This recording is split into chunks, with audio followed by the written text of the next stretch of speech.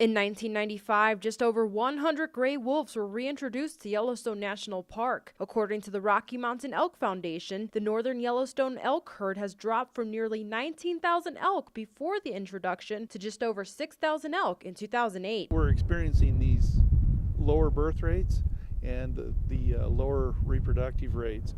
So our elk population is really starting to go down, and we're not seeing near the elk calves with the cows or the birth rate we're used to seeing. Wolves have grown beyond the original reproduction plan, both in population and location. Since the year 2000, the wolf population has grown an average of 19% every year. But just this past year, the population grew by 26%, giving western Wyoming outside of Yellowstone National Park an estimated minimum of 224 wolves. That wolf was in one of the drainages south of my house, within 3/4 of a mile of the house. Red Filer lives in Fremont County, just outside of Lander. He took this photo this past January and has also been a witness to the decreasing number of elk and moose in the area. Right where you're standing here, there'd be elk, and even closer to the highway, you'd see elk just migrating down along the highway, heading towards Oregon Buttes. While the elk population is shrinking, wolves still need a reliable food source, so they're going after livestock.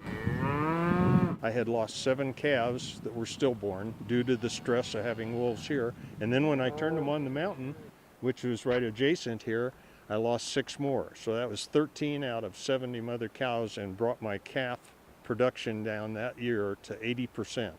And you just can't make a living with that. In 2009, there were 4 calves killed in Fremont County that were confirmed by the U.S. Fish and Wildlife Service. And in Wyoming, there were a total of 215 confirmed livestock kills by wolves. The year Dave's calves were attacked, he only had 1 calf confirmed. When you got wolves, they just devour it.